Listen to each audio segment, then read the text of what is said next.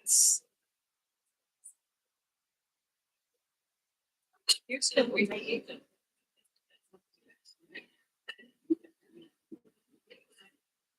All right, it looks like we are live now, both here at Antique Sandwich Company and all the folks joining us in the ether remotely. Want to thank you folks for coming tonight with a group of folks that have been telling stories every Halloween for, well, some of us for right around 30 years now. We started out at Port Pasquale. We've been to Antique Sandwich Company. We did remote access via Zoom during COVID. And we're really glad to be back in front of a live audience again. Audience. And we're kind of used to doing this at Halloween, but for one reason or another, we weren't able to do it this last Halloween. So we really missed each other. We really missed our audience, and we finally figured out that folks didn't start being afraid of things October 31st one year. There's been a lot of things to look at in awe and total dread ever since we first started to scratch our heads, look around us in this world, wonder about things. So Ides of March was a pretty good time. It was scary for Julius Caesar by the end of the day. And let's start out by well, we'll suspend our disbelief for a little while tonight. We're used to fact checking at the end of the day now. Once we've heard anybody say anything, if we don't, we probably should be, regardless of which side of the aisle we might be from. But for tonight, let's just relax, suspend our disbelief for tonight, and we'll visit a world where all things wonderful and truly awful are possible. And since these are ghost stories, we might lean a little bit more toward the awful.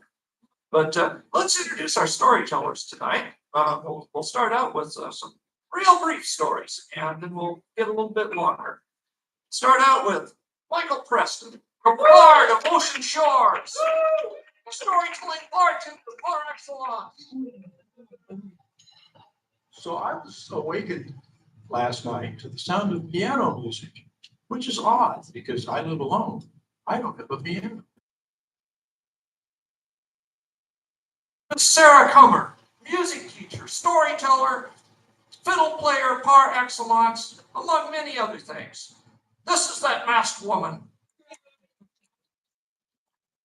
If ever you find yourself frightened in front of an audience, I find it helps to remember that deep inside every audience member is a skeleton just dying to come out. Karen Haas, 30 years ago, when I wanted to tell stories at Fort Pasquale, the bit of advice I got was call Karen Haas. And we've been part of this flying circus ever since. Storyteller, almost anywhere you go in the Northwest, you'll find she's either telling there or has told there. Well, if we're telling scary stories, I've got one really frightening. She went to the cupboard and there wasn't any food. I don't mean there wasn't anything she wanted to eat. There wasn't anything. And that's why we're here tonight. Thank you for coming.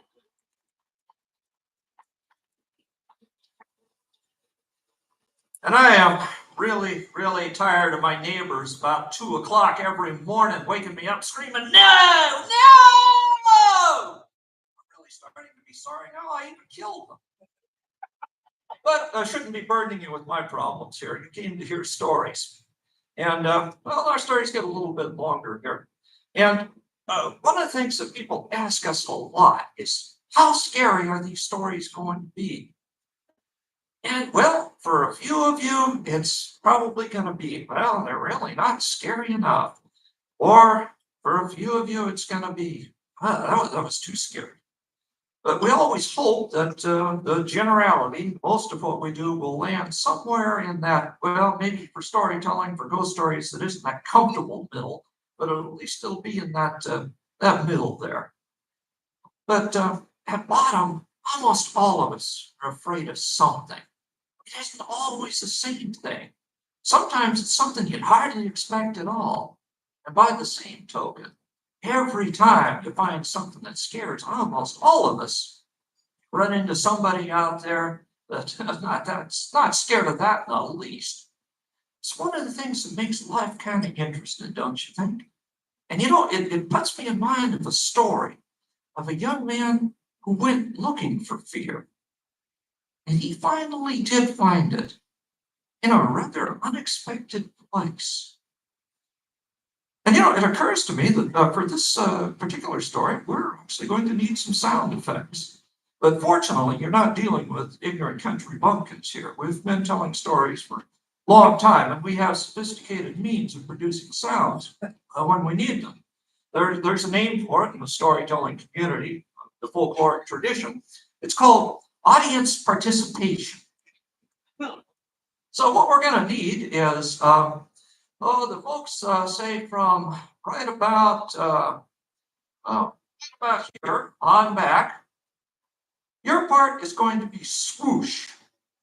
Very good. Your part right here is going to be bump. Okay. And right over here, yours is going to be crash. Okay, let's try this out just once here. Swoosh. All right. Very good. That's especially on the part of Karash. If you play your cards right, you could be promoted next year up to thump, or maybe even swoosh. Well, I will let you know when your part comes up. But in this story, this was an ancient kingdom back in the Dark Ages, when the light of history shone very dimly. And there was an ancient kingdom where an old king lay dying without an heir to the throne. Now, a normal part of it with a king or a queen, your son, or in some places, times your daughter, would take over the reign. But this old king had no children, and he was old. He'd outlived all his brothers and sisters. But he had a solution. He called his ministers together, and he said, I will leave my kingdom to the one who is brave enough and strong enough to spend an entire night in the haunted castle on the hill where no one has gone for 200 years. And those ministers went pale and shuddered. They'd all heard the stories of this castle. They'd heard the stories of murder and horror. But still, you would find in almost any kingdom people willing to risk a great deal for the power and the riches of being king. So one after the other, they went to the castle and they made their try. Some ran screaming into the night. Some stayed the entire night, only to be found lying dead on the cold stone floor, their eyes wide with the horror of the last most terrible thing they'd seen, their mouths agape from the last ghastly scream. And in time, they were no more willing to go up there. But when all seemed lost, along came a young man, a penniless wanderer, coming from no place special, bound for no place in particular. He happened to be passing through when he heard of the king's strange offer. He said, well, I'll do it. It'll be nice to have a roof over my head for one night anyway. Are you not afraid? Asked the old king when the young man was brought before him. Well, no, I've never been afraid of anything in my life.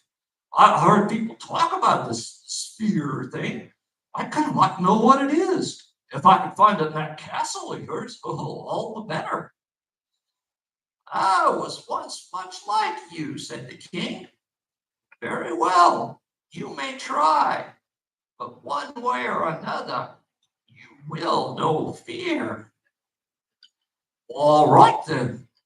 And it was getting on toward dark, so the young man hurried up the winding path to the castle, past the blighted trees, past the crumbling tombstones, and he pulled the heavy old castle door shut behind him. And so that he could have light, warmth, cook himself a meal. He lit a fire, a huge old fireplace in the great hall. And his soup was just beginning to steam a little bit when he heard somewhere far up that chimney a scrabbling sound and then a voice that said, "Beware, I'm coming down." And then, oh, down came a big old hairy, ugly, fleshy arm that landed right in the fireplace. And the young man pulled it out of the way, moved it over against the wall, and went on stirring his soup. And then came the voice again. "Beware, I'm coming down." And then down come another big old hairy ugly arm. This one with some real ugly tattoos. And he pulled it out of the fire and went on stirring the soup. And then the voice, "Beware, I'm coming down."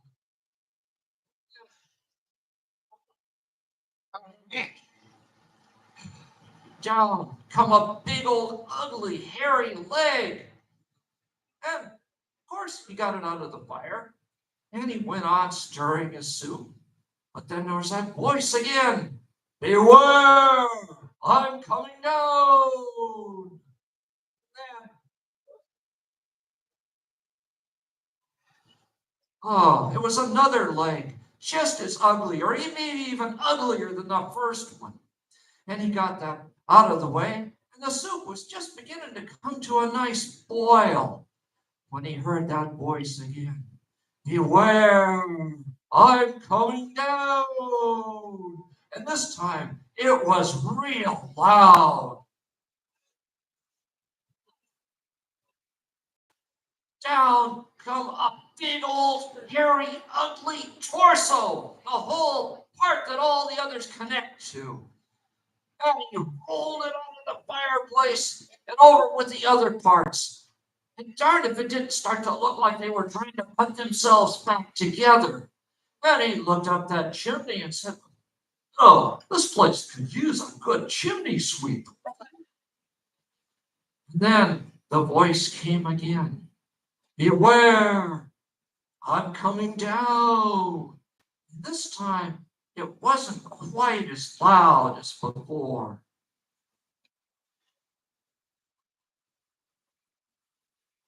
It was a big old ugly head that rolled right out of the fireplace on its own and rolled up against those other body parts that had already started to put themselves together.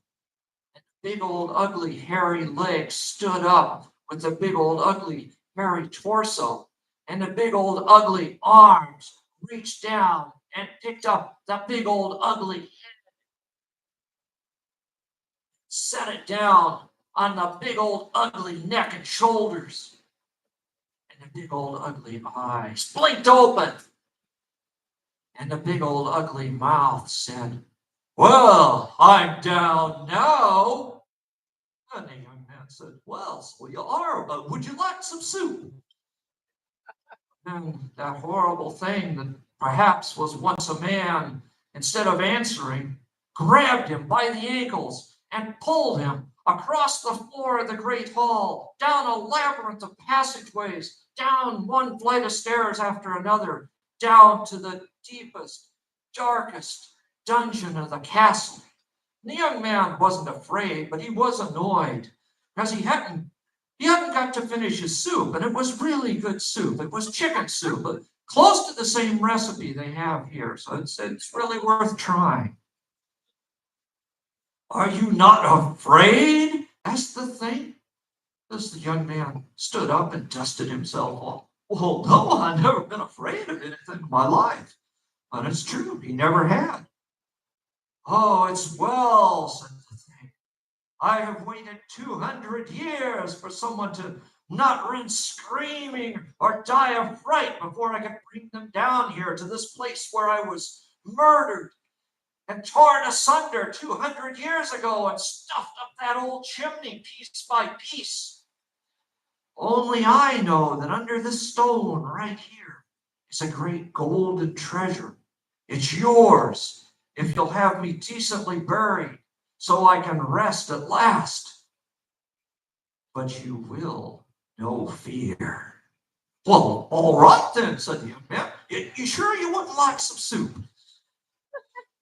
Well, the next morning, the ministers were astonished to see the young man come whistling down the pathway from the castle, carrying a big bag of gold.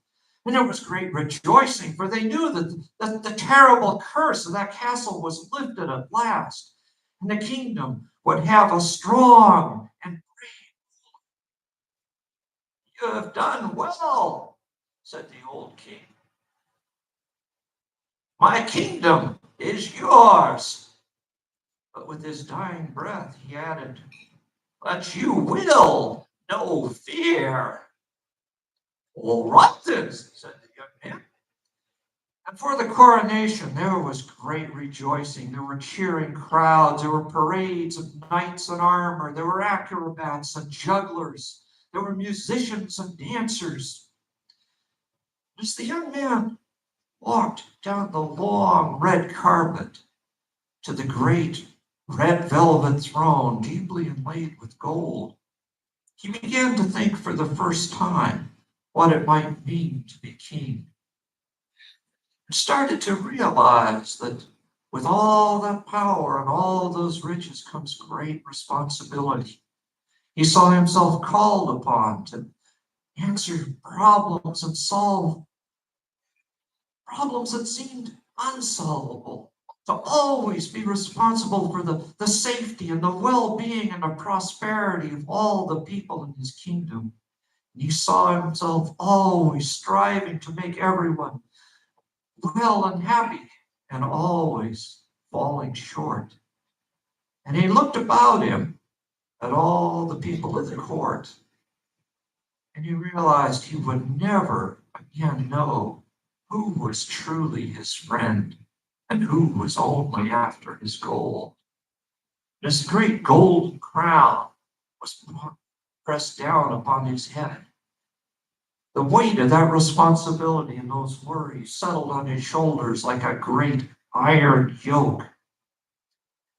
And as the musicians played and the dancers danced, he took his seat and began his reign. And beside him, on that great red velvet throne, deeply inlaid with gold, sat his new and lifelong companion, Fear.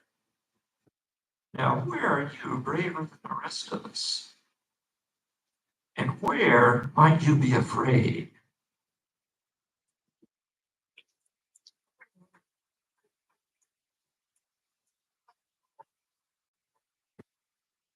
Okay, and that is our one bit of housekeeping here, because like we can always tell who's been here before and who's new. We appreciate the applause at, like everybody's at the Opera House back in London. But for the storytelling, we just do it a little bit different. You heard some ghostly moans. So that's kind of the way we react to the stories here. If we think someone's told a pretty good story, or even if we didn't care much for it, we'll still be polite and we'll give them a good ghostly moan. So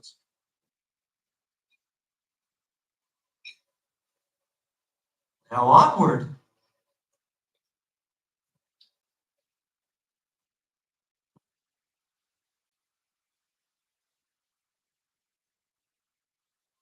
So in Ireland, there lived a muffin maker, and a very fine one at that.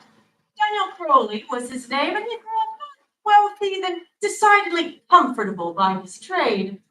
But for all his good health and prosperity, Daniel Crowley had never married and said he had no interest in the institution. Thank you very much. Well, one day he received word that old John Fatty had died and his services were needed. So he took down a coffin he had standing by and loaded it into a cart and took it by donkey to where the wake was being held.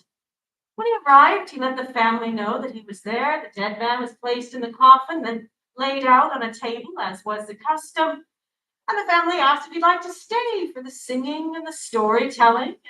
He proved to be quite good at both. But he was only a little bit past his prime, still a rather handsome man, and none of that went unnoticed. For the deceased had one nagging, busybodying, matchmaking old aunt, and she had set her sights on Daniel Crowley, no mistake. And she knew a little bit too much to drink, perhaps lost what little sense of decorum she had while sober, and so she sauntered over to him, bold as brass, saying, "Daniel Crowley, don't you think it's high time you were married, sir?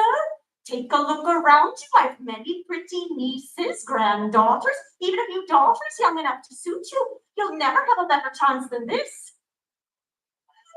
Daniel Crowley, in addition to being disinclined to marriage, was also in possession of a fiery temper at times, and so he declared that there wasn't a woman alive that could convince him to marry. Well, this offended the aunt and set off a bit of an argument. She said, well, if that's how he felt, that he wasn't fit to wed any of her relations, his only companions night and day were the dead, and they had very little choice about the matter.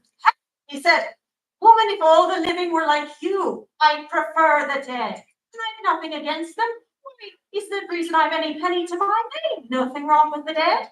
"Well, if you like them so," said she, "why don't you invite them to dinner?" And I could only imagine from what happened next that Daniel Crowley must not have listened to stories as a child, or surely he would have known better. But he did then and there issue just such an invitation that all that had ever given him their custom, every man, woman, and child he'd ever made a coffin for, was invited to his house, and he would put on a grand party. Well, those with sharp eyes saw the lips of the dead man curl into a smile, but Daniel Crowley neither saw nor believed. He left the party and went home in the dark. When he got there, a curious sight met his eyes. Why, his house was full of people, so many people they were spilling out onto the property. "Who are you? What are you doing in my house?" he called. He said, "Daniel Crowley, don't you know us? Didn't you invite us to a party this very night?" It was then that the moon peeked out from behind the clouds, and he could see that these people, although familiar, were not among the living. Well, the dead conveyed him inside of a spirit most jovial. The sight that then met his eyes was, rather impossible to describe. I think I shall need your help, because, see, the dead had put together a band, but seeing as they lacked any instruments, they'd made them of their own bodies. One man was working his own rib cage in place of a concertina. It sounded a little bit more like an old donkey, though, sort of like, can you help me out with that over there? Can you help me out with that little donkey concertina? Perfection. Now, the second had popped off his own finger bones and was cracking them together in time. What do you all think that would sound like? A very fair impression. Now, the third borrowed a lung and a few pieces of hollow reed that to replace the pipes he'd owned in life, but the effect was less than perfect. It sounded a little bit more like someone stepping on a damp cat, kind of a squish. And I hear that from all in this corner. Exactly. So let's see what that was like, that band and the dead all together. 1, 2, 3. Oh, exactly. Only louder. So imagine how poor Daniel Crowley must have suffered. Well, it was then that an argument broke out on the dance floor between a twice-married man and his 2 wives. You see, they both wanted to dance, and one was accusing the other of having stolen her shin bones. It was getting quite ugly. So they brought Daniel Crowley in to break things up a bit and dance with one of the women. And oh, how the dead clapped and hollered as they swerved around the dance floor together. They raised a glass to toast the health of Daniel Crowley, he who preferred the dead to the living. I know their terrified host could barely keep his own glass. Still, he was shaken so terribly and silently prayed that he would soon be rid of them. Well, as time went on, the ghostly gaggle spoke, saying, it was such a pity, it was nearly sunrise, they would have to go home and leave poor Crowley with the living. How they would bore him, how he would suffer. No, he had much better go with them. And so they put him up on their shoulders, some using buried arms, and made a merry little parade off to the graveyard, carrying him with. And how he screamed, how he struggled, But his new friend said it was always like this. It was only his body clinging on to life. Soon his spirit would be with them. And they all felt sure he had always been dead in spirit. And so they hurried ever faster towards that graveyard as they were coming around the bend. Well, Crowley broke free and ran off like a shot, quick as he could to the nearest house he could find, which, of course, belonged to a certain aunt he'd recently offended. He was beating upon the door, "Let me in, let me in!" Out from behind the curtains and saw that merry band of corpses chasing after him, while she just laughed. "Oh, is that you, Daniel Crowley?" "Yes, that's me, woman. Let me in, let me in."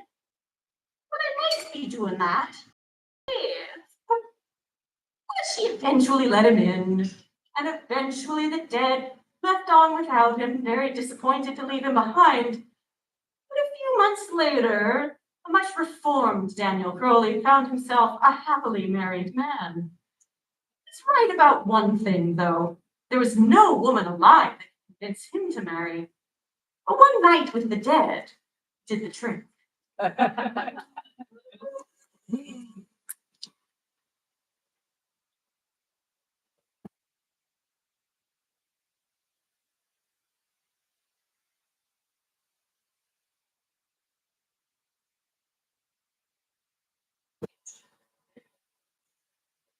There is a young man whose name is Tom. Tom is a married man with 3 school-aged children.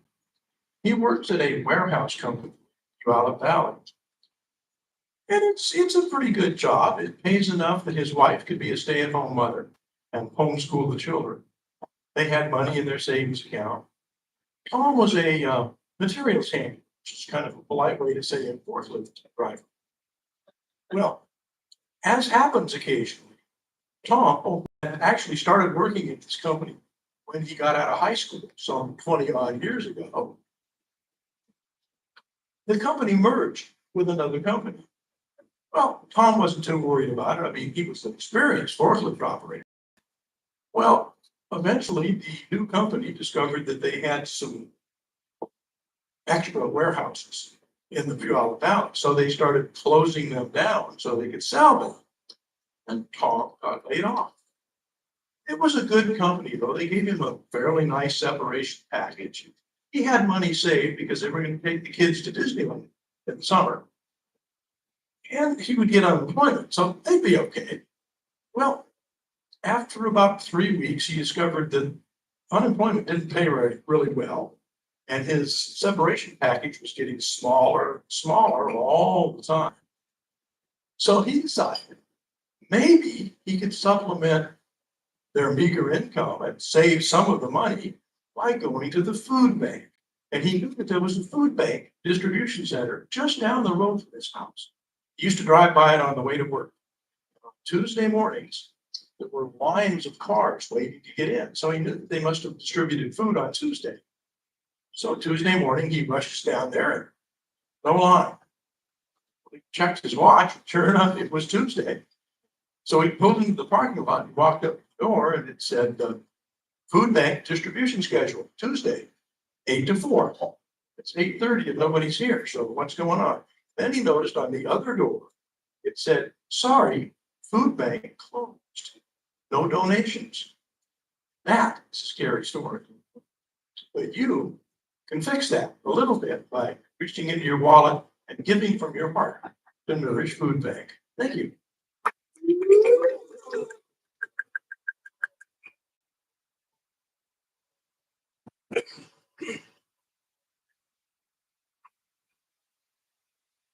Now, those of you who know me know I do a lot of different living history bits, and recently I've been spending a lot of time at Oregon Trail sites.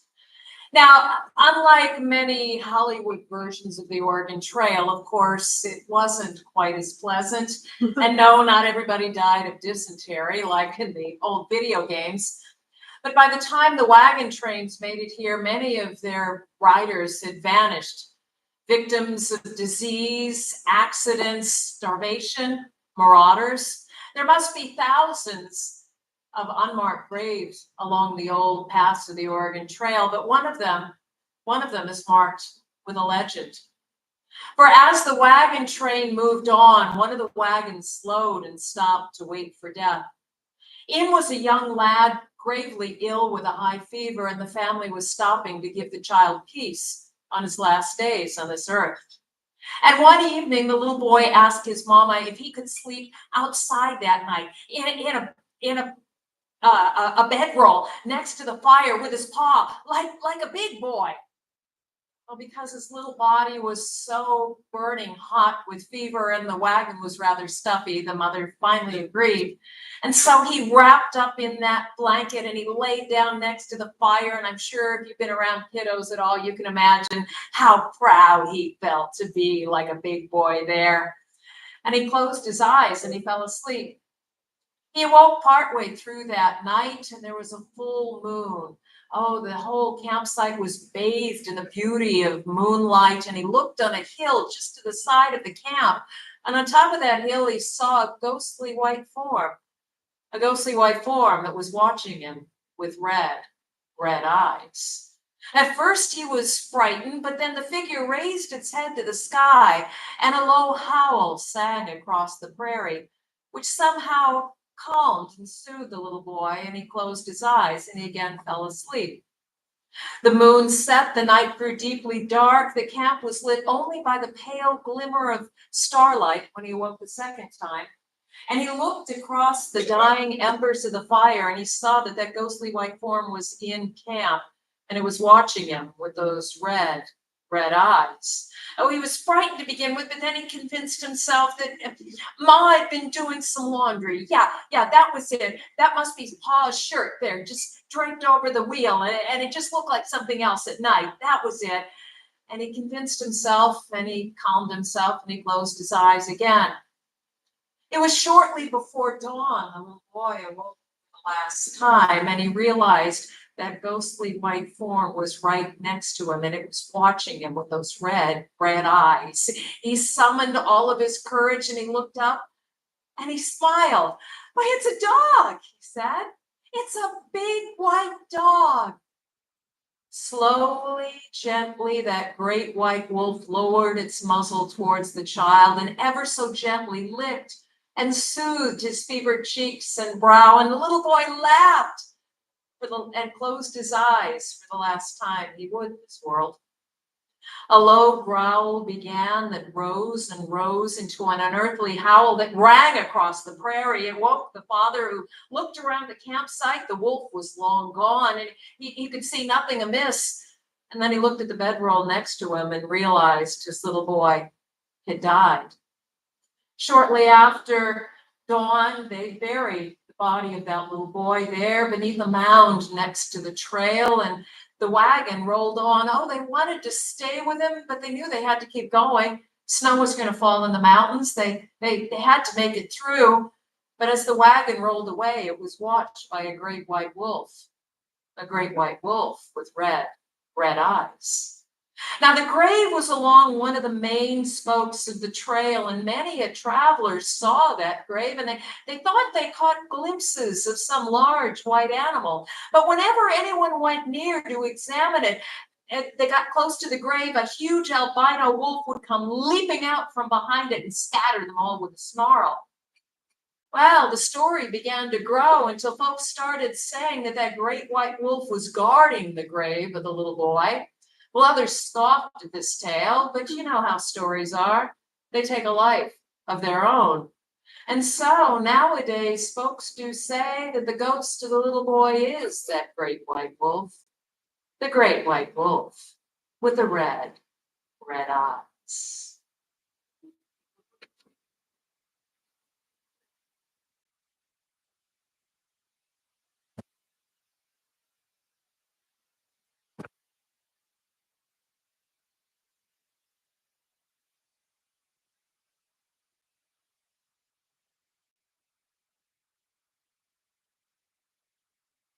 I used to live a few blocks away from a food bank, and during the worst of COVID, I think when had the most unemployment, sometimes those lines were about 3 blocks long, and you could kind of tell who was just there because things that they hit a bump in the road. And they just needed a little help to get back on their feet.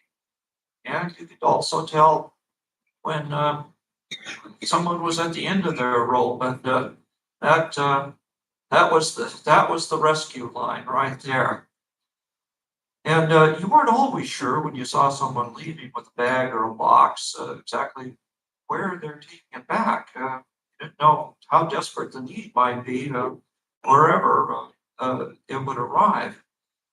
So not everyone can make it out to a food bank. Not everyone can make it to the store. Things are much the same sometimes at a store where you don't always need to know just how desperate that need is sometimes when something goes over the counter. There was a small, sleepy little town in Alabama, maybe not quite 100 years ago. And it was one of the old-fashioned small groceries there. There used to be a lot of those in the small places where most of the merchandise was behind the counter. And you would go in and you would tell the clerk what you needed, and they'd hand it to you. Well, and that was the way of it there with Boyce's General Store. A woman came in and just stood there at the counter. Didn't say a word. The clerk looked up. Well, she was a young woman with dark hair, very pale, very sad, almost desperate look in her eyes, in a gray dress. And he tried to be as pleasant as he could. He said, "Yes, ma'am, how can I help you?" And by way of an answer, she just pointed to a bottle of milk on the shelf behind him. And when he handed it to her, she clutched it like it was the most precious thing on this earth. And she turned quickly away and left the store without a word. Well, the next day, it was the same again. Same pale woman, the same gray dress, the same sad, almost desperate look. Again, without a word, she took the bottle of milk, turned away without thank you, without payment. She was gone. Now, times were hard. He couldn't afford to give anything away. He didn't see her as a thief. He didn't see her as a beggar.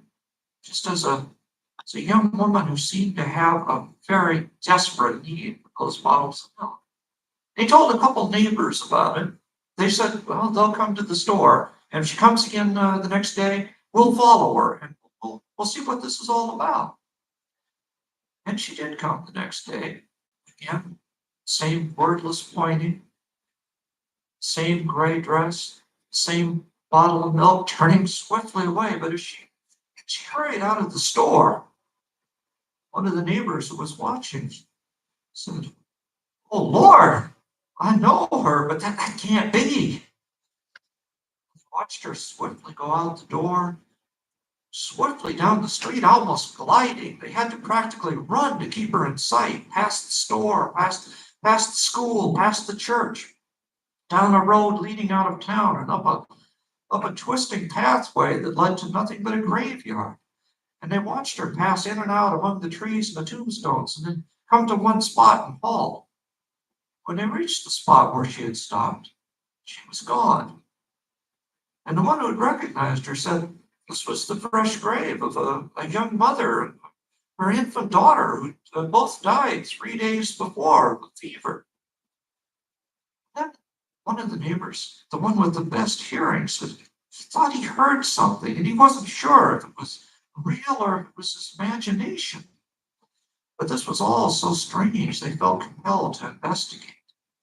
They came back with shovels and permission to dig, and they excavated the grave. When they pried the lid off that coffin, there was the young woman in the gray dress, clearly 3 days dead. But there'd been an awful mistake. The infant daughter wasn't dead. She was feeble but alive, still clutched in her dead mother's arms. And there beside them, in the coffin, were 3 empty bottles of milk. Well, one of the men took the infant daughter home to his wife, and she survived. Then they very, very carefully reburied that young woman. And they never saw her again in the store or anywhere else. There was no need. She'd done what she set out to do, saved her baby girl. Now she could rest.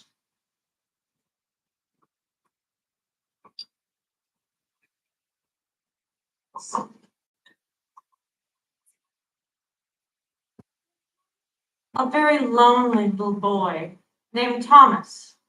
And he lived in a house with his mother on the edge of the wood. He was a very small child for his age, very quiet, very gentle.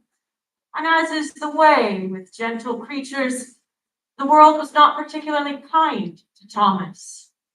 The older boys were always picking on him, calling him names and pushing him down into the dirt on his walk home from school. And it was while he was trying to avoid these humiliations that he got lost one day on the west side of the wood where his mother had told him never to go. And it was then that life did him another unkindness. As he was wandering through the bushes, he disturbed a flock of birds, but he had disturbed two. A hunter dressed all in black, with eyes like quicksilver. "What are you doing here, boy?" he asked. I don't know, sir. I'm lost. I'm trying to find my way home. I'm sorry. Sorry me, boy. Don't you know these are my woods, my own? You've ruined my hunt. Now you owe me another. And he swung the butt of that rifle, and that was the last thing that Thomas saw before he awoke on an island, all alone with his head aching. Well, he looked around trying to see if there was anyone there. There was no sign of the man in black, no sign. He tried climbing up this hill, hoping to find someone to help him at the top, but all he found there was a sheer cliff dropping down to the water's edge. Thomas was so frightened he began to cry. But then all of a sudden he heard this voice saying, "If you would dig an inch or so into the earth, you would do me a great kindness." Thomas looked around. He couldn't see anyone anywhere. He looked and looked, but then the voice came again. "I'm down here in the leaves." So Thomas scraped away a little of the last year's autumn, and he found a skeleton, all devoid of flesh, laying there in the leaves. "Oh, thank you," said the skeleton. "Now, if you would be so kind, there's a pipe just over there." Thomas frowned. I don't understand. You want to smoke?" No, said the skeleton. "Cannot stand the wretched stuff. But it's the only thing that keeps the mice away. They nest in my ribs, you see. Itches something terrible." So the boy went over and picked up the pipe, and indeed there was a bag of tobacco and some matches there. So he lit the pipe and held it near the skeleton's skull and watched as the smoke drifted down into the ribs, and out popped 6 little mice, dashing in every direction. "Oh, thank you," said the skeleton. "Such a kind-hearted boy. Now, you'll be wanting to know what to do about the man that brought you here. He lives to hunt, and tonight he will return to hunt you." Oh, Thomas did not like the sound of that at all. He was small and weak, and everyone knew it. He was no match for this hunter. The skeleton hushed him. Now, boy, you are more than flesh. Use your clever mind." So Thomas thought about the hunter, what he would do, and he got an idea. He would run all over that island, leaving tracks every which way, so he wouldn't know where the man had taken him. He would track so many tracks everywhere, it would be like an army had marched through there. And so that's what he did. North, south, east, west, he ran until he had tracks everywhere, and then he climbed up a tree and hid.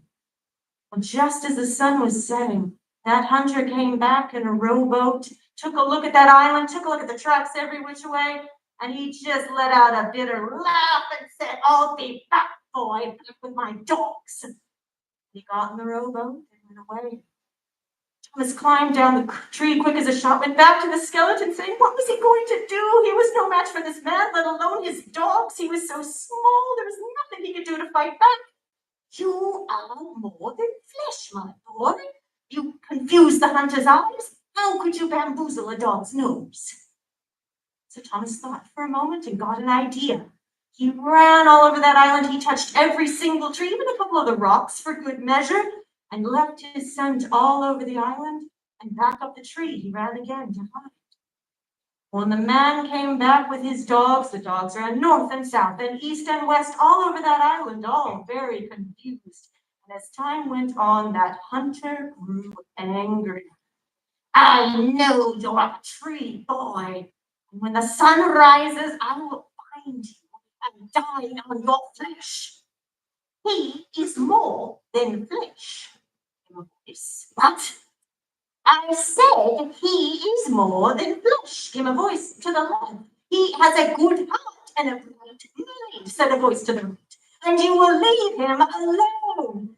And the hunter followed that voice. He leapt towards it and he leapt right over the edge of that cliff and down to a swift demise.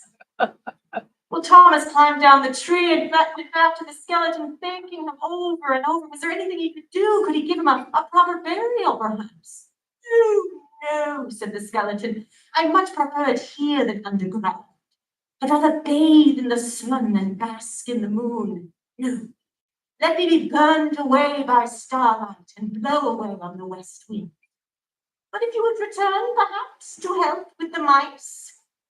That's exactly what Thomas did. He got in that rowboat, he found his way home, he went back to his mother, but he returned often to visit the skeleton, to light that pipe and talk with him about anything and everything as the smoke drifted down, and sometimes stayed quite a while after that. But as the years went by, some of those smaller bones began to go missing. Even the larger leg bones are becoming more brittle, becoming smaller and smaller, and he realized that his time with his friend was growing short. So he was sad, but not surprised, when one day he came up that hill to find that he stopped himself, that starlight and the west wind had done their work, and nothing more remained. And there in the quiet, he said to himself, I'm more than flesh. And for the first time, but not the last, the west wind carried a familiar voice to him saying, ah, yes, you are more than flesh, my boy. And now I am more than bone.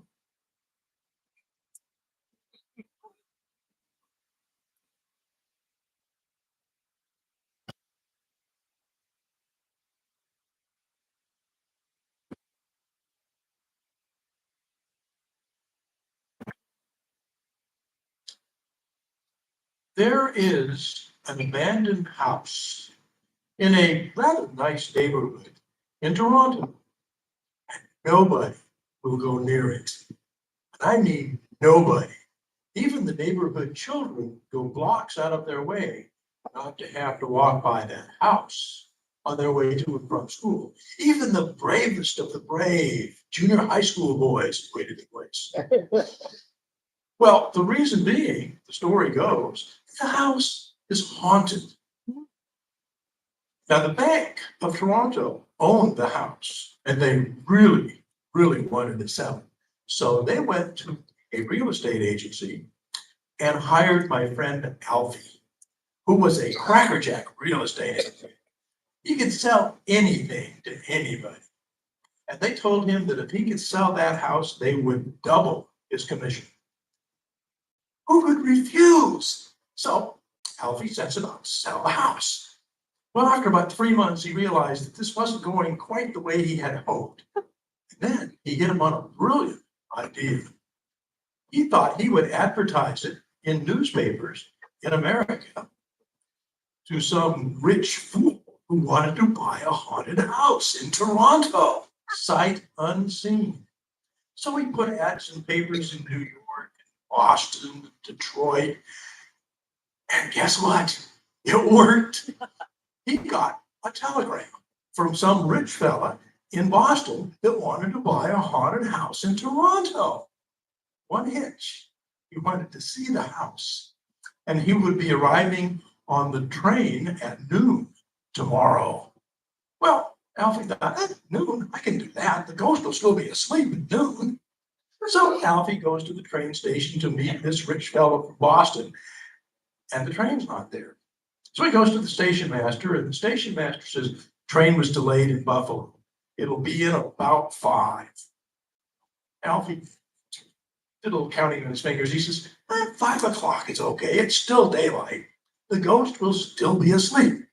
So he goes back at 5. He meets the rich fellow from Boston who wants to buy a haunted house in Toronto. And they head off to the house. Well, by the time they got there, it was getting rather dusk.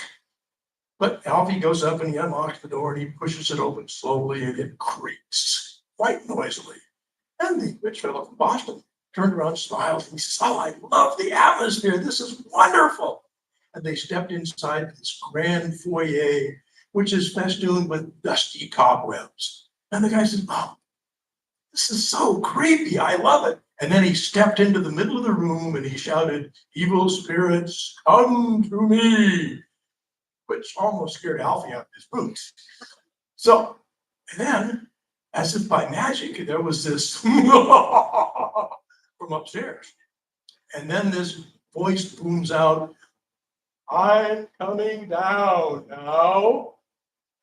And Alfie started to kind of back up towards the door. And he gets up against the door and grabs on the doorknob. Well, the rich guy from Boston, he walks over to Alfie with this big grin on his face. He says, "How did you do that?" "I didn't do that. I think the house did." And then the guy's smile sort of faded because he looked at Alfie's face and he could see real fear there looking up at the top of the stairs. So he turned and he looked up there and there was a pop and a bright flash of light. And all of a sudden there is this green head with blazing yellow eyes, a mouth full of large, sharp white teeth and long, stringy hair. And it opened its mouth up and it screamed a bone-shaking scream, just grated on the nerves. And then it looked down at the men and it says, "I'm coming down." Oh, well, Alfie turned the doorknob a little bit and backed out the door.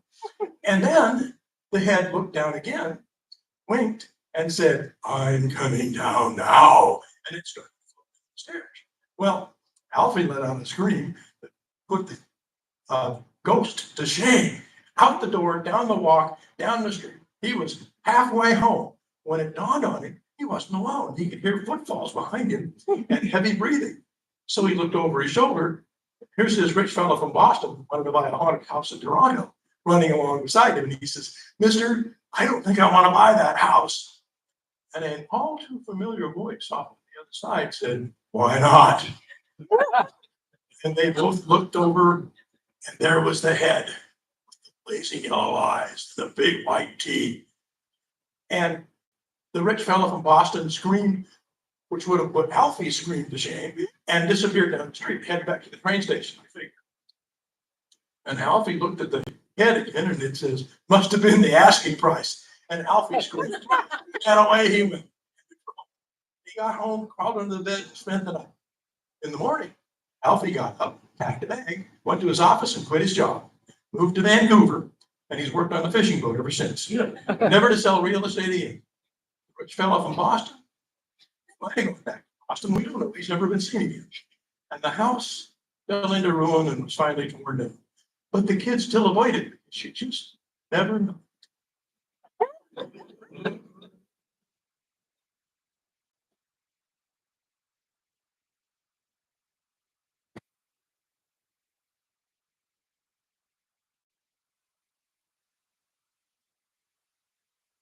Well, there have been some wonderful tales here, but there hasn't been one about the devil yet.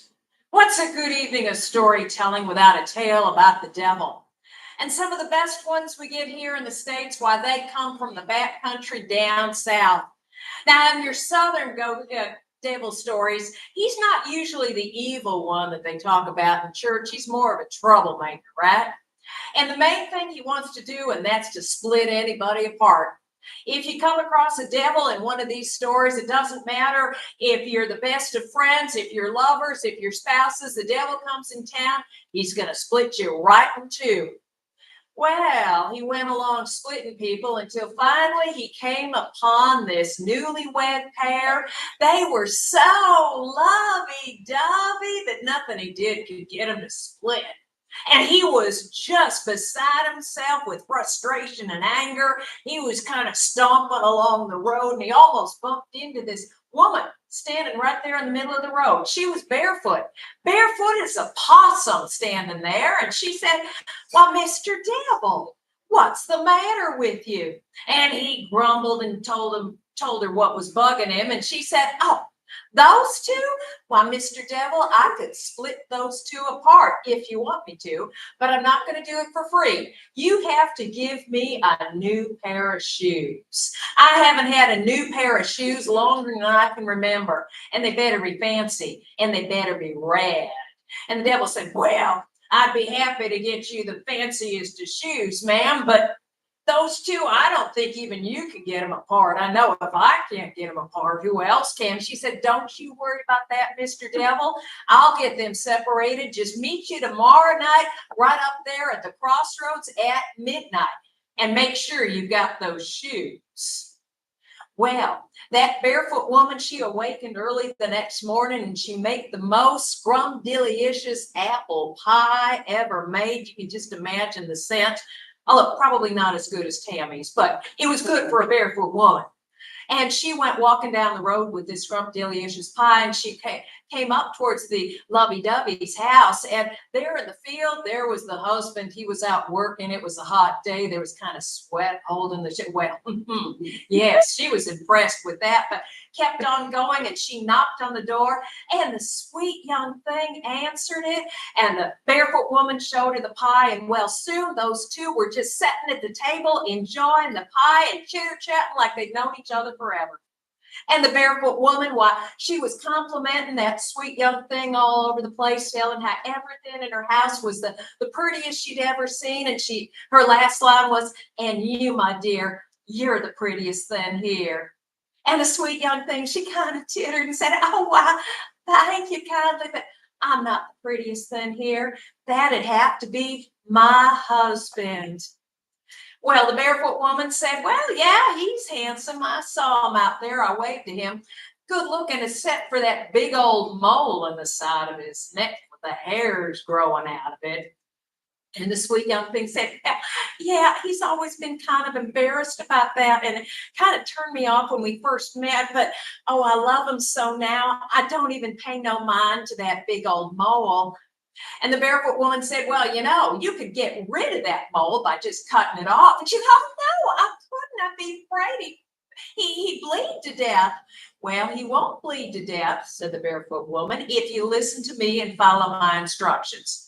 You know how it is that spiders' webs can clot up that blood. So you get a big old handful of spider's web. You get the sharpest razor you can. You wait until he's full, fast asleep, snoring away. And you creep over there in the middle of the night and you just nick that ugly old mole off. You put the spider's web on it. He won't even wake him up. And he'll wake up in the morning, look in the mirror. He's going to be so impressed. He's going to love you even more."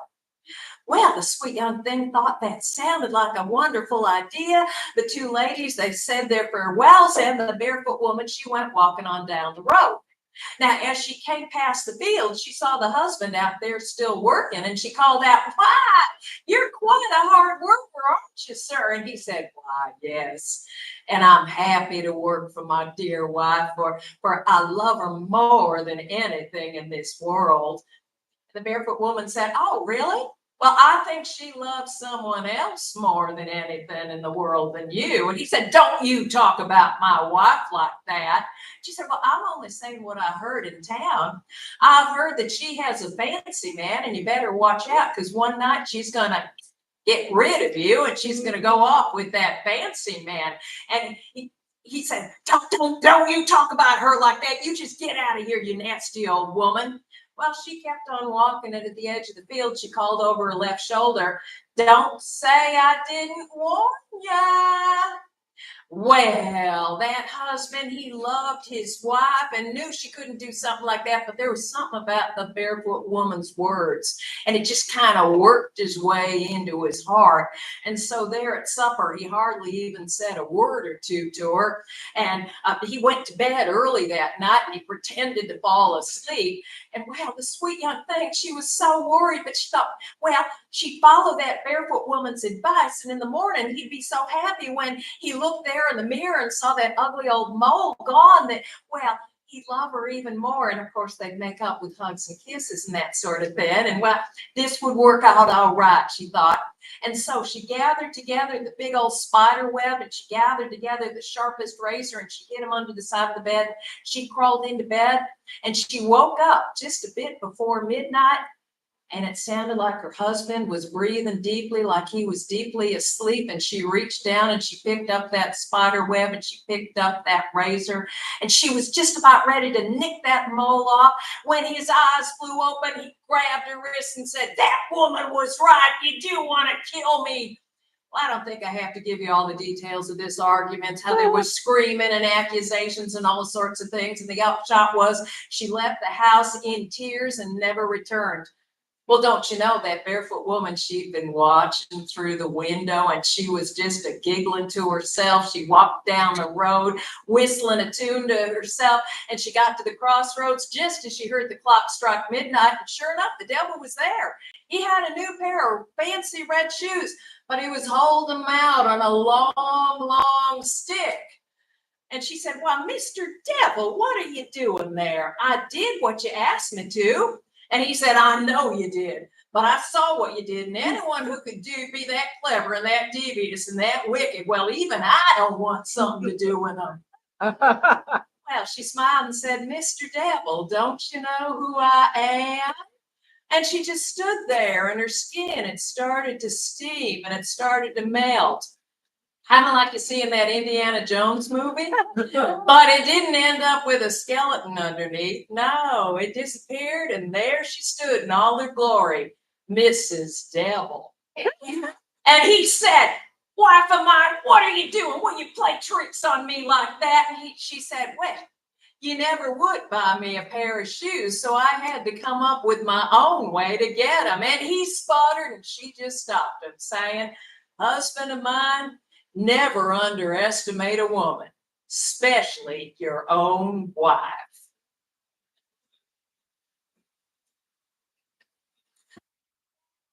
Appreciate all you coming.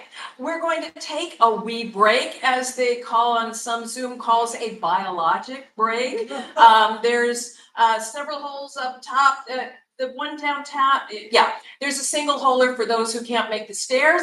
I do believe, oh, there's still yummy food there in the cooler over there. We do have a basket here. I know that there are envelopes all around. There are QR codes. If anyone has any questions about Nourish during the break, I'm sure Miss Wendy would be willing to answer any questions. We'll give you just, maybe about 10 minutes, take a break, and we'll see you back. Although we will get a little scarier, although I'm realizing, there are some small people here. I need to end the first half the traditional way, don't I? Well, we all know that these things like ghostly women taking milk and devils going around, they're all pretend, right? But sometimes our minds can play tricks with us, especially if it's time to go to sleep, right?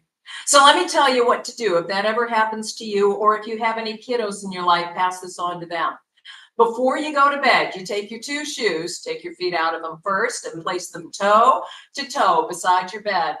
I don't know why it does, but it works. And any imaginary ghosties and goblins and things that go bump in the night that come into your house and see those two shoes toe to toe, they will be so frightened, they will run silently away and never come back again. True story, right? Yep. It's worked for at least 30 years that we know of. See you back in just a wee bit. Enjoy some more food.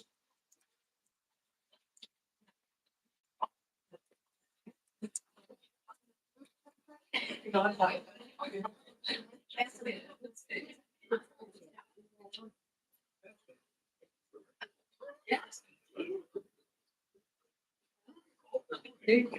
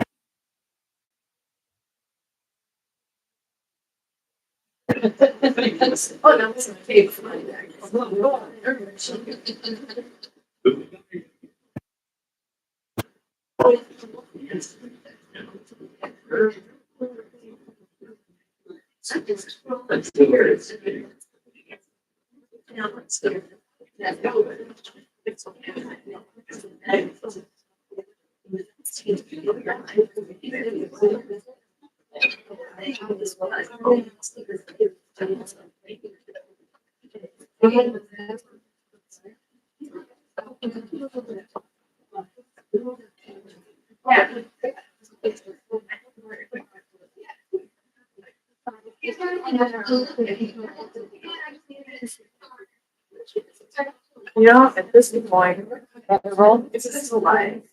Yeah.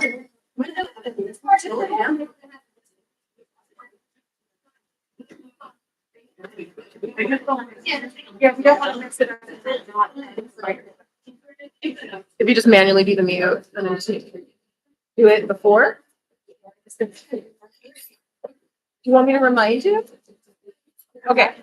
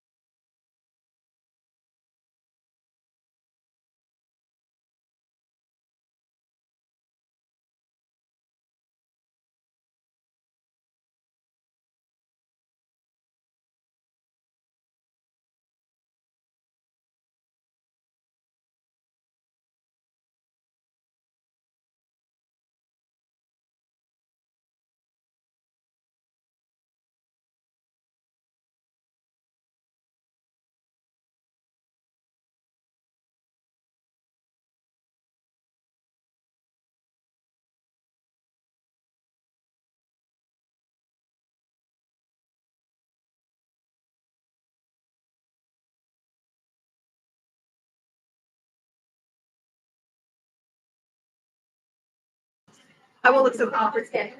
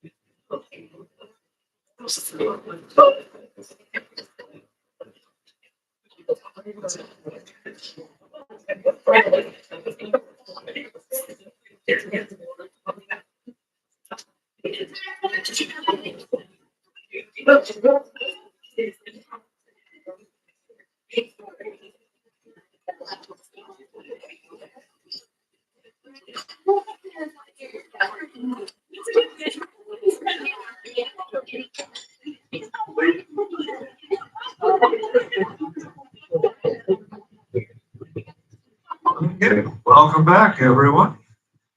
Yeah. We've heard. Well, we want to thank all the folks that have made donations and all the folks that have joined us here. And now we begin that second half. Now, I think most of us really miss those long summer breaks from our school days. I know I sure did until I retired. But there was one summer that was just a tragic shade too long for me, my sister, and a couple of our friends. We lived in a small neighborhood that was set apart from the rest of Tacoma by some brush and a couple of hills. In those days, it was known as Hillcrest. Nowadays, if it's referred to at all, sometimes it's lumped in with Oakland Edition. But officially, the city is renamed it Madrona for whatever reason. Don't have many Madronas trees there. The days were long, and we were looking for things to pass the time. Local television in those days only had 3 or 4 channels. Those had mostly slipped off into reruns. The swamp where we played was being turned over into a civilized park where we no longer fish or swim. And we'd lost both our baseballs in a huge tangle of blackberry briars. Would have been a lot better if we'd crawled through those briars, cuts and scratches and all, got those baseballs. But instead, we listened to Chester. Well, the days were long. It was hot. We were looking for something new. Chester, well, his pudgy round face, his red hair, he thought he had just the thing. He was always reading some book or other. That summer, he'd somehow gotten hold of a really old book on the customs and rituals of Celtic Britain. It was a strange old book. It's full of things we didn't half understand, some frightening drawings, and a lot of handwritten margin notes written that looked like with a quilt pen by Lord knows who, Lord knows why, Lord knows when. But it was different. It was something not a part of the ordinary world we lived in. And there was a section in the middle of it on fire rituals. I was 12 that year, as was Chester, and as was our friend Billy Docker. My younger sister Evie was 10.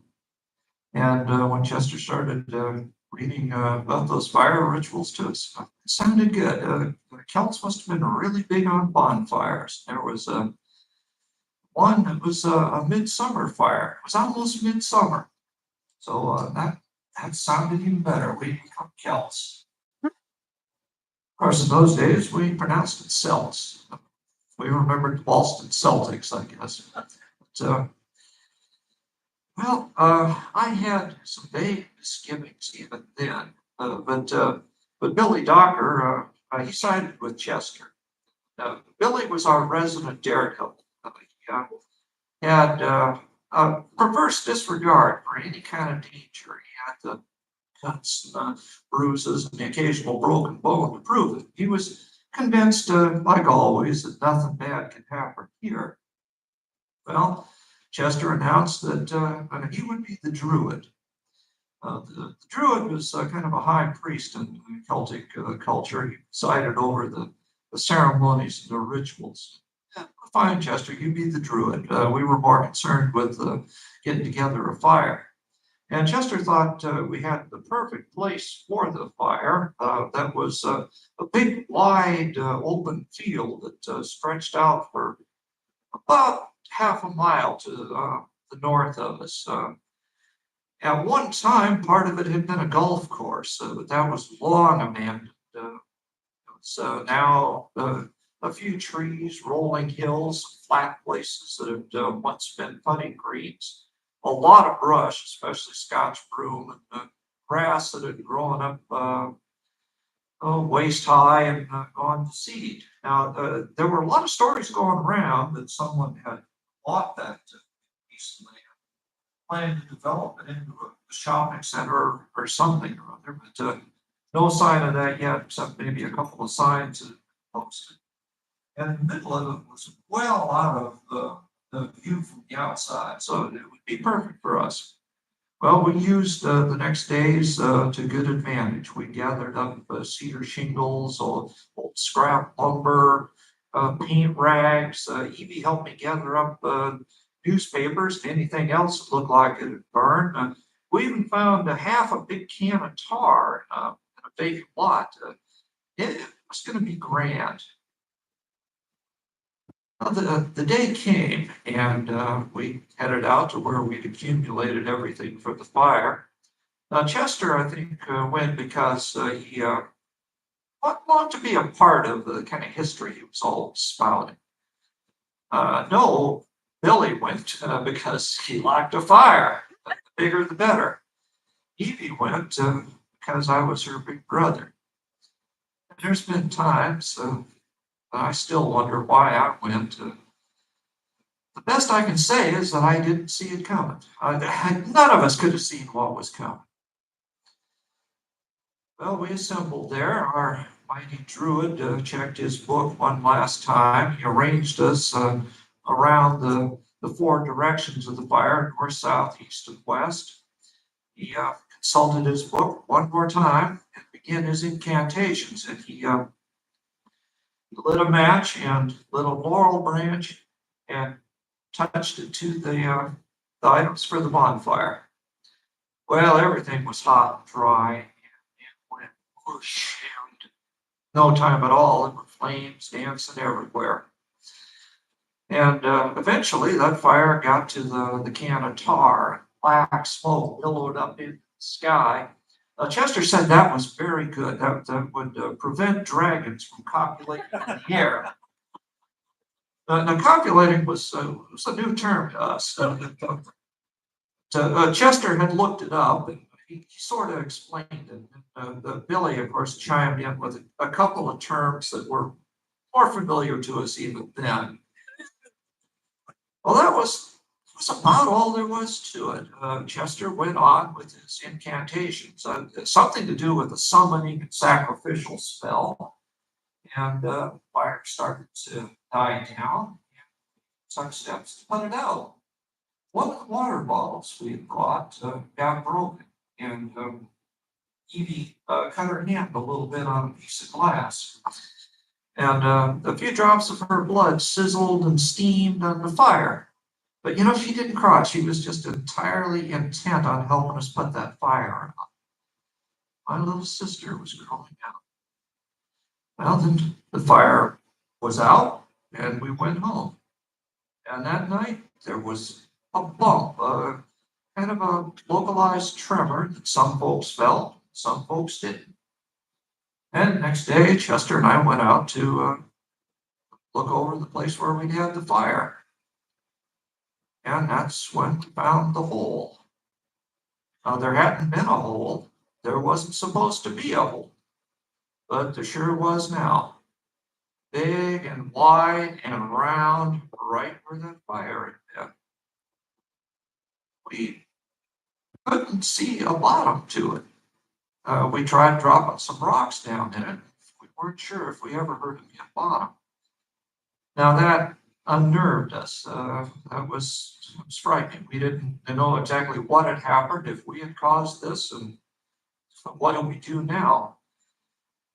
We didn't say anything to anyone except to Evie and to Billy. And Billy, of course, being Billy, he went back with a weight on a line, lowered it down, trying to see if he could touch bottom. He said it broke about 200 feet down or so, and he thought he felt something tug on it. Still, didn't say anything to anyone. Not when strange tracks started to appear. Not when cats and dogs disappeared in the night. Not when the transient camp disappeared. Across Union Avenue from us, there was a big wooded hill. But nowadays, it's hard to know just how thick those woods were. Douglas fir and the hazelnuts up there. In those days, you couldn't even see Bellarmine High School from down below. Only way anybody knew the transient camp, or in those days we called it hobos, the only way they knew they were there was a few folks saw the glow from a small campfire a few nights. Well, they didn't seem to be doing any harm, but they were gone now, and someone said they heard some strange cries, and they found a trail of blood that they didn't follow. We didn't ask which way the blood went. We didn't have to. We knew. I did find out years later that Evie did try to tell our parents about it, but I don't think she explained it very well, and they didn't pay much attention. I know for sure they never went to look. The four of us only went back there one time. I wanted to leave Evie home, but Chester really wanted her to come. It was getting along toward evening. Our shadows were long. And Chester had the idea that if we had caused this, then maybe we had the power to close it up and make it all go away. Well, we should have been more careful from the very start with the kind of spell we used. We never should have done a summoning spell. We'd summoned something up, opened up a doorway into our world. Or what? Something from hell? We'd said, as well as, welcome to Tacoma. Make yourself at home. Well, Chester started his incantations, and I don't have the slightest idea if it would have worked or not. We never got to find out. Way down that hole, we heard an obscene sort of chuckling sound, and then a scrambling sound that got louder, faster than we could even realize. And then there was a smell, unlike anything else of this earth. And then it emerged. It looked something like a very ugly, very wrinkled man, except that it was grayish green, or maybe like a very ugly dragon. I don't know if it had names. Even crouched over, it was, I think, about 15, 20 feet tall. And I have tried many times since then to remember more of its appearance, almost as many times as I've tried to forget. And I've never been very successful with either one. Well, we screamed and we ran. And Chester normally wasn't much of a runner, but that day he outdid us. He was almost out of sight in no time. It was only after one of us Well, that's what's meant by a sacrificial, summoning and sacrificial spell. The thing we'd summoned expected a sacrifice. It wanted the rest of the blood that'd been shed on that fire. It wanted Evie. And it grabbed her by the leg with that awful claw, and it was dragging her screaming back toward that hole. And I had her by the hand, pulling the other way as hard as I could, but there wasn't much doubt which way that tug of war was going to go. And that was when Billy Docker paid the price for the wonderful gift of being the kind of boy he was. You know, I found an old snapshot of two of us a few years ago. It was taken spring before that awful summer. It just showed a young boy with freckles, kind of gapped teeth, and this thick mop of unruly, what he called dirty dishwater blonde hair. So he seemed so much bigger, so much older to us that day. He came running back to face the monster of all monsters with nothing but a tree limb. Well, he gave that thing a mighty whack, and it let out a squeal, and it lost its grip on Evie. And we got up and we ran, and I only looked back once, saw the thing shaking what was left of Billy with those awful claws and those teeth as it took him back down that hole. Well, we ran like we'd never run before. We ran home and we told the whole jumbled, hysterical story to our parents. Chester did the same with his. They at least knew something absolutely awful had happened. What happened after that, I didn't understand at the time. I still don't completely understand. Chester said his father went out and looked at the hole from a distance and came back and made some phone calls. Pretty soon after that, the fellow who had bought the property, bought that big field, and wanted to develop it, showed up with the cigars and his walrus mustache.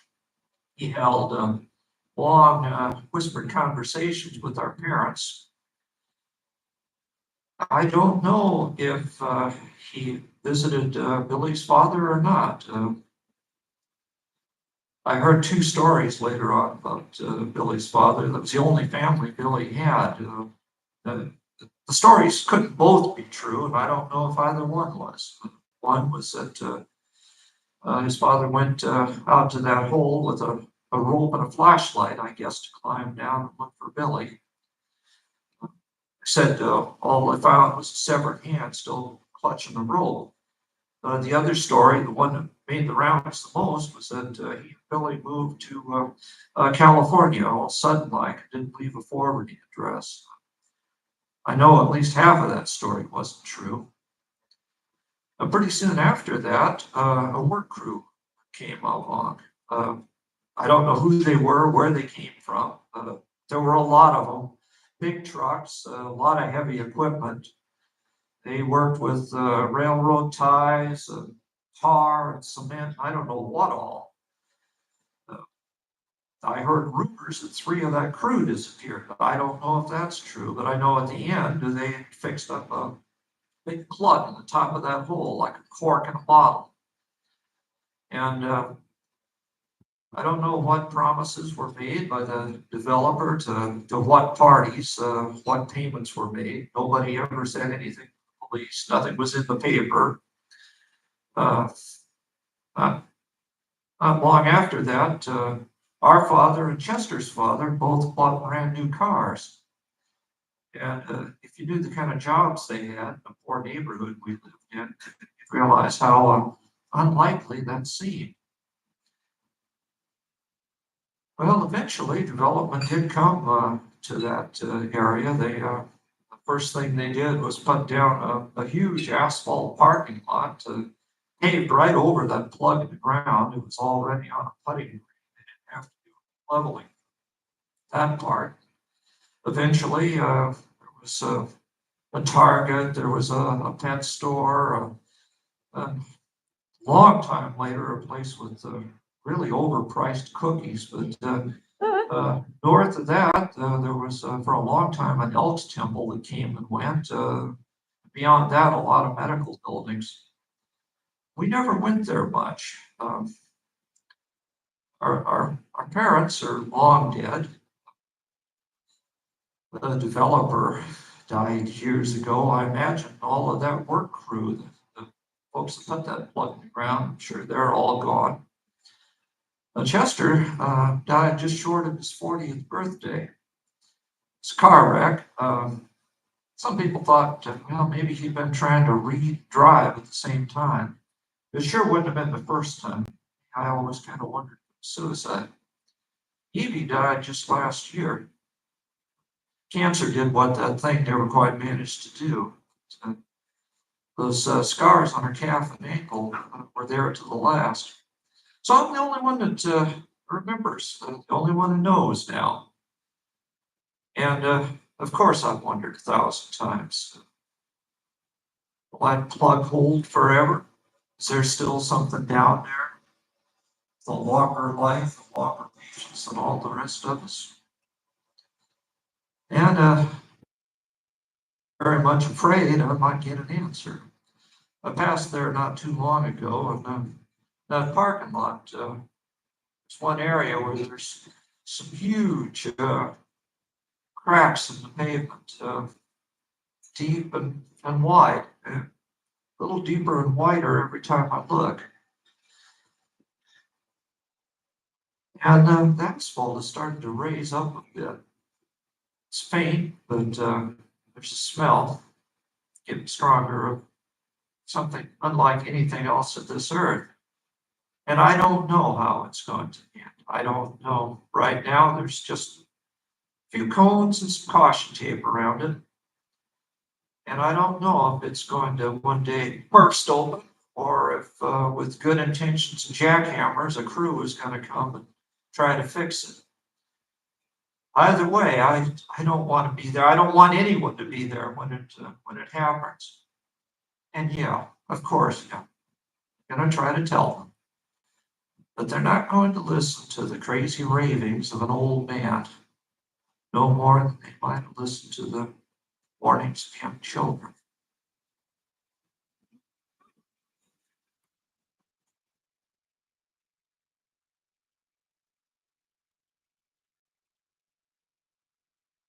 When Dr. St. Clair's traveling medicine show came to town with its brightly painted caravan of wagons drawn by glistening black horses, oh, all of Glenville was all a-twitter. So, you didn't get that kind of entertainment out there, their town being so far off the beaten path, and there was something everyone wanted to go see. Some wanted to catch the strongman's act, where he would hold two wild horses, one in each hand, clutching the reins as they tried to dash in opposite directions and pull him apart. Others wanted to get a peek at the tattooed lady, who could fold herself up so tiny she'd fit in a crate just about the size of a bread box. But Mrs. Anderson, she came to see one thing and one thing only, Dr. St. Clair himself. She hurried quickly to his wagon, all painted with bright colors, painted with his name, right across the sales counter. And behind that counter, well, there were shelves holding all of these little tiny glass bottles, little paper envelopes holding all the medical cures there. But high in a place of honor, the most eye-catching thing was what had built his fame. A large glass jar holding a black snake suspended in an oily yellow liquid. What can I do for you today, madam? He asked, with every tooth in his mouth showing as he smiled at her. Oh, my little daughter, Adeline, you see, she's had a fever the last 3 days, and the nearest doctor's a full day's ride away. I'm so relieved when I saw you coming here. If you could just come for a moment to see her, doctor. And he stopped her. Madam, no need to see her at all. Why, I have the cure for every fever. Stops it dead. And he reached up for that big glass jar and brought it down And for a moment, the milk-white eyes of that snake stared at him as it wobbled there, liquid. He brought out a little ladle and began pouring some into a little jar, saying, "Now feed her a spoonful of this every hour, and soon she'll be right as rain." And he put a little cork on the top of that bottle and squeezed it in till it kind of squealed. And well, Mrs. Anderson made a similar sound when he told her what it was going to cost. But well, doctors were always expensive, and she didn't really have a lot of options. She didn't want poor little Adeline to suffer any longer than she had to, so she emptied her purse and took the bottle and left, just as he turned that toothy smile towards the next customer. She hurried home. Now, Dr. Sinclair might not have been the best doctor, on account of him not being a doctor at all, but he was without a doubt the finest snake oil salesman anywhere in North America, because he knew wherever he went, the two most common maladies, well, those were ignorance and desperation. And he treated those with all of the kindness and care that he thought they deserved. He was quite a man, Dr. Sinclair. So if you had an ache in your body, why, he had a pill for that made of the finest he happened to have on hand. And if your mind troubled you, he had a tincture that definitely contained some amount of laudanum, at least before the first dozen times he'd cut it with water. Maybe it worked. Maybe it didn't. But he didn't really think that was particularly his concern. Why, all he gave people were options, and they just were free to make their own choices. Now, perhaps somewhere deep inside Dr. Sinclair, there was something that resembled a conscience. Maybe if he had to look at the consequences of his actions, of his malpractice, perhaps he might have felt something. But that was the beauty of the scheme, wasn't it?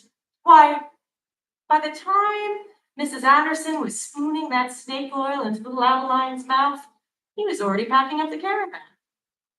And by the time her fever grew worse from lack of treatment, he was already in another town. And when she died, he didn't know or care. He didn't even remember she existed. So on the game went in town after town, the barker gathering a crowd as the strong men put up the tents. But this time, Dr. Sinclair started to find that it was just a little bit harder to focus. He'd be talking to people, and then all of a sudden, out of the corner of his eye, he'd start to see something. It's kind of like a flash of blonde curls about at knee height. Whenever he turned his head, it just dashed away. He couldn't quite see it. Whenever he was getting ready to clinch a deal, to convince another of these unsuspecting townspeople to buy one of his miracle cures, he'd start hearing this girlish little giggle in his ear. It didn't make any sense, but day after day, town after town, the laughter grew louder. And over time, instead of just this flash of blonde hair going by, now he saw the face of a child he'd never met in his life. He tried to ignore it, stick to his salesman's patter. But one day, after a week of this, he just lost it. Wild-eyed, he started shouting, "Who are you? Who are you, child? What do you want?" The strong man and the tattooed lady shared a knowing glance and told the crowd that Dr. Sinclair was done for today. They shut everything down and avoided him even more than they usually did. And that was why the next morning, when he didn't show up for morning coffee with the rest of the caravan, no one went looking for him. And when he didn't show up for breakfast, they thought they'd leave him alone. But it was starting to come time for the act, and so they went over to his wagon and knocked on the door. They didn't hear anything. They went inside, and they found him there on the ground. Now you'd think the strangest part of this would be the fact that he had a long dead snake wrapped around his throat, its long fangs sunk into his swollen lips. Surely that would be the strangest part of the story. But the tattooed lady would disagree with you.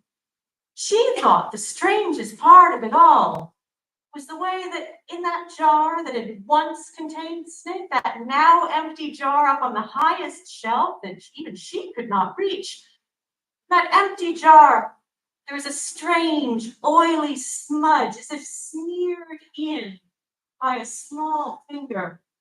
4 words that said, "My name was Adla."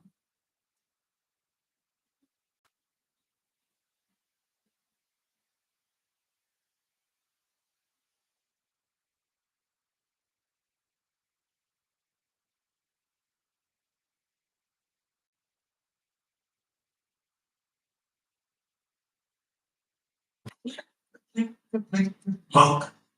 That was the 32nd time that day Charlie heard his wife Myrtle hit the wrong key again. How did he know it was 32nd time? Because he'd been counting while he was cleaning the lighthouse, checking on supplies, patching them up. Charlie, his wife Myrtle, lived on Root Island. He was a lighthouse keeper, quite proud of his job. He made sure everything was shipshape, supplies were supplied, and everything was in perfect repair. No ships were going to run aground while Charlie was on the job. Well, Charlie sort of blamed himself a little bit for the PM. He'd taken his wife to see this highfalutin concert piano player in the village. When they left, she said, "Charlie, more than life itself, I'd like to play the piano." Well, Charlie tried to reason with her. I mean, nobody in her family could carry a tune in a bucket. And then there was her Uncle Fred. Uncle Fred get out his violin, play, and it was so bad that everybody in the house would go to town to get away. Some of the neighbors would even go to town to get away from it. And he tried to reason with her. We can't afford a piano. They're quite expensive. And where would we put it? Our quarters are so small at the lighthouse. Well, Myrtle was a very stubborn woman. And if she couldn't find a way, she would make a way. And so she found an old used piano in the village, which she bought fairly cheap. And it was never in tune, which is probably why it was so cheap. And had her brother bring it out to the island on his fishing boat, which was okay. And then she wanted to install it at the foot of the bed. Charlie said, "No, that's not going to happen." So what she did is she took Charlie's rock and his end table, put them in the woodshed, and put the piano in their place. Now Charlie had to admit that after all, Myrtle was getting fairly good with the piano. Then she got this song, and it was blink-a-blink-a-blink-a-plunk.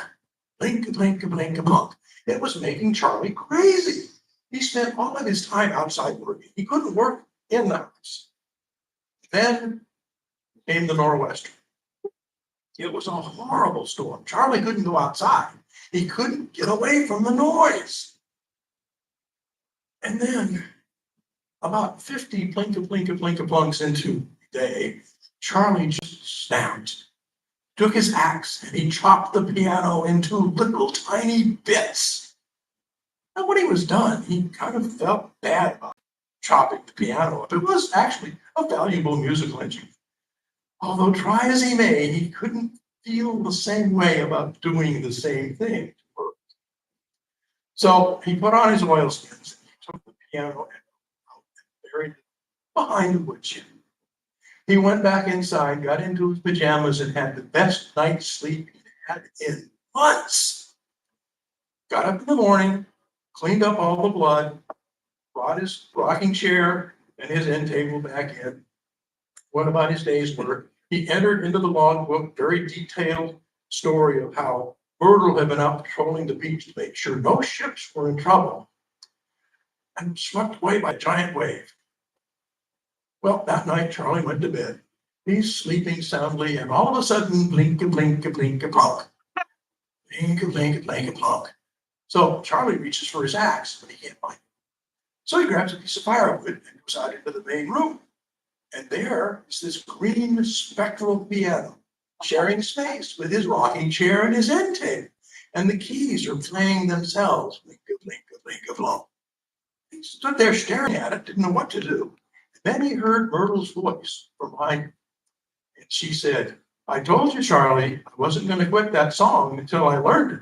And he turned around, and there on about a third of the way up the stairs was Myrtle, glowing white in her spiritual self, holding Charlie's axe.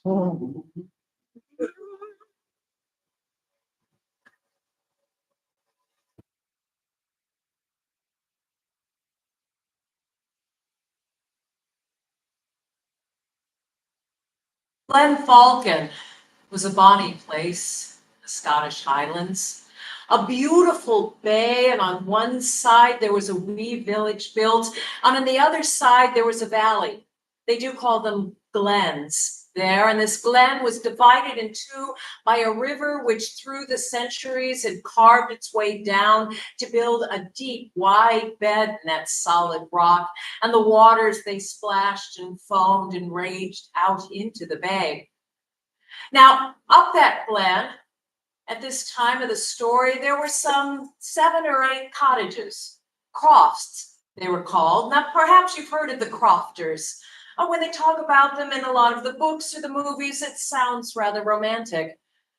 But the old system of crofting in Scotland, it wasn't nearly as pleasant as it sounds. Now, in more recent years, it's become more equitable, but at this time, during the clearances of the Highlands, it was a harsh system, similar to our sharecropping here.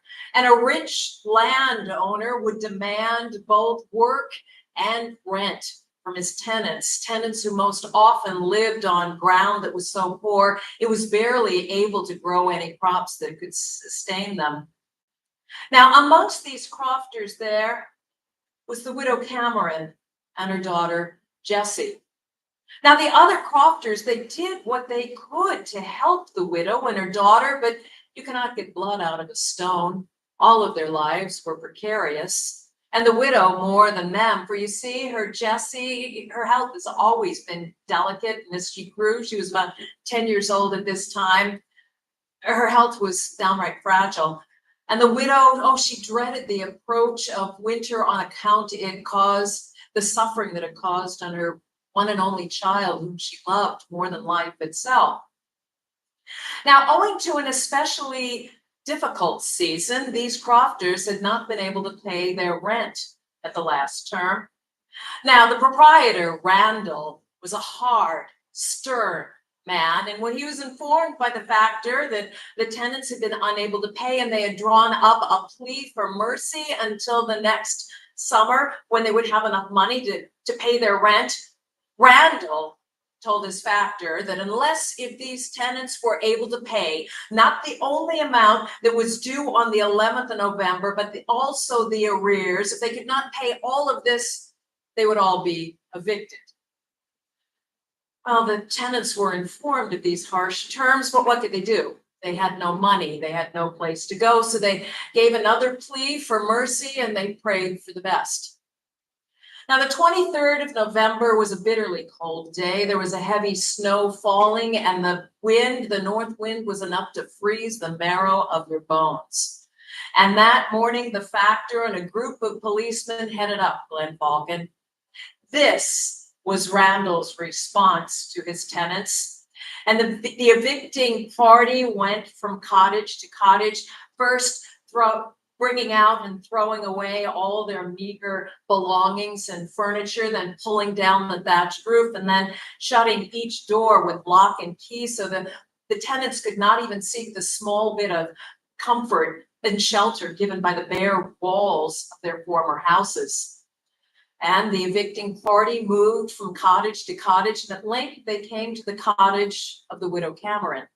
And she fell to her knees, pleading, have mercy, my daughter's dying, and if you put us out in the cold, it'll kill her at once. Surely you will to be guilty of murder. My good woman, said the factor, it is useless for you to plead for me for mercy. I cannot help myself. I have my orders and I must obey. and he turned away as if he was unable to watch his men do their cruel deeds. And as for the widow, she picked up her daughter and she stumbled out into that deep snow, crying, "Heaven have mercy on us, for man will not. There's nothing left for us to do but die." Well, in short time, the men were done with their work of destruction, and they were making ready to head down the glen when they were stopped. They were startled by an unearthly scream from the widow Cameron. Her beloved Jessie had died. And they turned to her and they looked, and with her gray hair falling in lank hunks around her face and her eyes blazing with a strange, fierce fire, she looked at the awestruck men, pointed to the corpse of her daughter, and said, "Ye have murdered her! I cry to heaven to witness you have murdered her! But it's not so much you I blame as your master. Randall, listen, here in the sight of heaven and before my ruined home and my dead daughter, I curse him. And I call to heaven that there's any justice in heaven, that it will crush him as he has crushed others." The factor looked and said, "We'd best be taking her with us, for she's obviously gone mad." And so the men took the widow Cameron and the body of her Jessie, and they started down the glen. Oh, and behind them, every cottage had been destroyed. And these poor wretches who'd been so ruthlessly evicted, they now huddled together against one of the walls of the cottages, hoping to stay warm in the ever-increasing storm. More than a few of them died that very day from the effects of the bitter weather. Well, as for the men, they were eager to leave this painful scene, and they hurried down the glen and soon came to the point in the road where it went along the top of a cliff, there above the river where it raged and foamed below. And suddenly the widow Cameron wrenched herself away from the men, and before anyone could stop her, she flung herself off the cliff with one final cry of "Jessie!" And a moment later, all that remained of the widow Cameron was a mangled mass of quivering flesh on the rocks below. Now, these same waters that flowed and raged over these rocks, well, they flowed past Randall's house before they went into the bay. And just upstream, there was a small bridge across the river, a wooden bridge, and next to it was the wee graveyard of Glen Falcon, and it was there that the widow and her Jessie and the others who died on that heinous day, they were buried. Now, the mood of the funerals were not pretty. There were murmurs of the widow's curse. There were whispers that grew louder for justice, for vengeance. Now, the weather the day of the funerals was excessively gloomy. The lowering clouds, they seemed heavy with unshed rain. A thaw had set in, and the ground seemed like a saturated sponge. And late that evening, the rain began to fall in sheets, heavier and heavier, and it continued unabated all that night and through the next day. And as the next evening came, the tempest grew even worse. Oh, the villagers, they all huddled in their houses at the far side of the bay, praying that they could survive this night. Now, this same night, Randall sat alone in his parlor. Now, the extreme weather, well, it affected the nerves of even that iron-willed man. He found that he could not do his work. His thoughts oppressed him. He found himself pacing back and forth and muttering, "God in heaven, I don't know what is wrong with me today. I have a feeling of dread which I cannot shake. Seems to just be hovering over me. I do wish that Factor had not seen fit to share all the details of that distasteful event of the Glen. He cursed me. Oh my God, I must be becoming superstitious to allow the ravings of a mad woman to affect me so." And there was a sudden crash. It was a blast of thunder louder than the rest, one that threatened to break the windows, it seemed, and he flinched and he looked about himself as if half expecting to see the ghost of the widow Cameron standing by his side. Now, determined to shake off this unusual melancholy, he fixed himself rather a stiff hot toddy. And he sat down at table and began to work on his accounts. And he found the whiskey rather cheered him, and so he did not spare it. He kept drinking and working until about midnight when he started again, because outside the storm seemed to have reached a new climax. The howling of the wind, the pounding of the rain on his roof was now blended with an appalling sound of rushing water. It seemed to be right outside of his window. God in heaven, what is that? It sounds as if there's water running just outside my window, but no, it cannot be that. The river is further away. It must be my imagination, the effects of the storm on my delicate nature. Yes. And he fixed himself another toddy and continued drinking. But of course, the effects of this much alcohol, well, it's cumulative, and it began to show. And his hand dropped and the pen fell out of it, and his head slowly dropped, nodding onto his chest, and he fell into an uneasy sleep. But he woke with a start, flailing and jumping, hastily crying, go back, go back to the grave, get away, get away. But in his agitation, he had jumped up so quickly, he had overturned the table he was sitting next to. And the lamp that was sitting on it, well, it was extinguished as it fell over, and the room was plunged into total darkness, which increased his fear. He flailed over in the darkness to the door, but the door was locked. He himself had locked it before he sat down.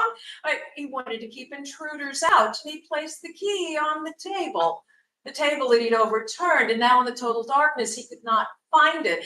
He was shaking in every limb from the effects of the fearsome dreams he'd been having, but now his fear of the supernatural was supplanted with a fear for his own personal safety.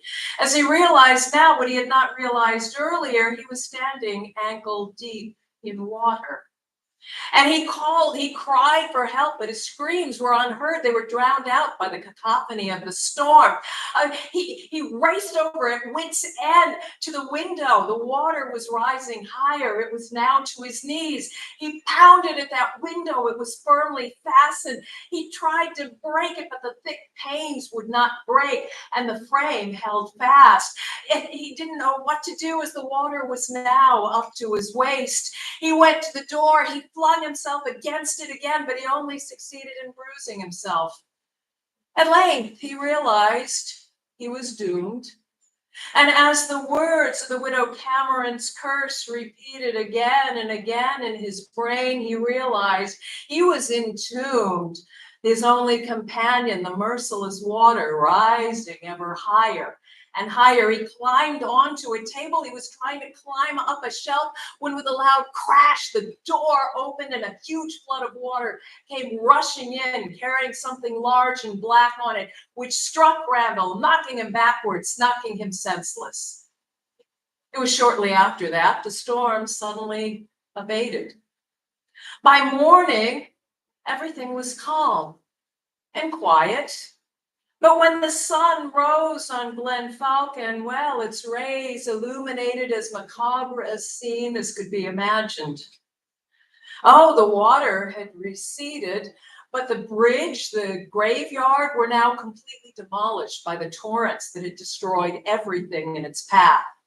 Randall's house was also in ruins, and the remains of the cemetery lay scattered all about it. Coffins lay in all directions, many of them broken, revealing their grisly contents in all stages of decomposition. There were bones and skulls strewn about. Oh, but the most fearsome sight was yet to be seen, for when the people went into the ruin of Randall's house, there they found him. His ghastly dead face made it even more horrific by the look of wild terror that death had frozen on it. His head was supported on a coffin, the broken lid of which revealed the mangled remains of the widow Cameron.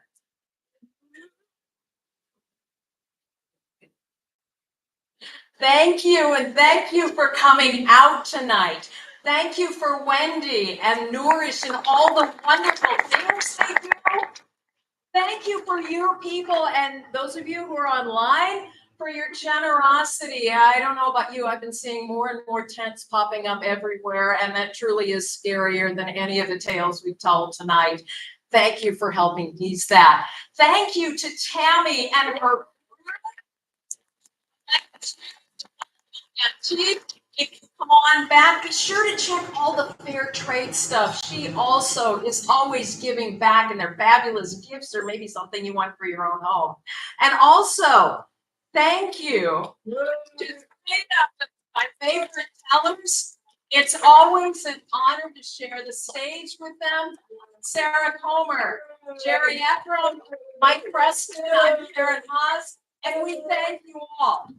Pleasant dreams. All